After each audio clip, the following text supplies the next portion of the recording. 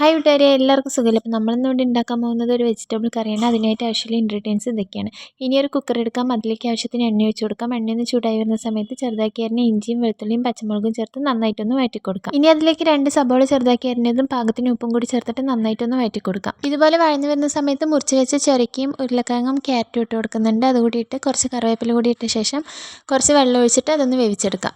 ഇനി ഒരു പാൻ വെക്കുക, അതിലേക്ക് ആവശ്യത്തിന് എണ്ണ ഒഴിച്ച് കൊടുക്കുക. എണ്ണയൊന്ന് ചൂടായി വരുന്ന സമയത്ത് കടുകിട്ട് അതൊന്ന് പൊട്ടിയ ശേഷം ചെറുതാക്കി അരിഞ്ഞ് ചെറിയുള്ളിയോ സബോളയോ ചേർത്ത് കൊടുക്കാം. അതൊന്ന് വഴന്നു വരുന്ന സമയത്ത് അതിലേക്ക് ചുവന്ന മുളകും കറിവേപ്പിലയും കൂടി ചേർത്തിട്ട് നന്നായിട്ടൊന്ന് വഴറ്റി കൊടുക്കാം. അതിലേക്ക് 2 തക്കാളി ചെറുതാക്കി അരിഞ്ഞത് കൂടി ചേർത്ത് നന്നായി വഴന്നു വരുന്ന സമയത്ത് അതിലേക്ക് 2 സ്പൂൺ മുളക് പൊടിയും 1/4 സ്പൂൺ മഞ്ഞൾപ്പൊടിയും 1/2 സ്പൂൺ കുരുമുളക് പൊടിയും 2 സ്പൂൺ മല്ലിപ്പൊടിയും കൂടി ചേർത്തിട്ട് നന്നായിട്ടൊന്ന് വഴറ്റി കൊടുക്കാം. ഇതുപോലെ എണ്ണ തെളിഞ്ഞ് വരുന്ന സമയത്ത് അതിലേക്ക് നമ്മൾ നേരത്തെ വേവിച്ച് വെച്ച് പച്ചക്കറി ഇട്ട് കൊടുക്കാം. എന്നിട്ട് നന്നായിട്ടൊന്ന് തിളപ്പിച്ചെടുക്കാം. അപ്പോൾ അത്രയുള്ള അടിപൊളി കറിയാണ്. എല്ലാവരും ട്രൈ ചെയ്ത് നോക്കണം. എൻ്റെ വീഡിയോസ് ഇഷ്ടപ്പെട്ടാൽ ലൈക്ക് ചെയ്യാനും ഷെയർ ചെയ്യാനും സബ്സ്ക്രൈബ് ചെയ്യാനും മറക്കരുത്.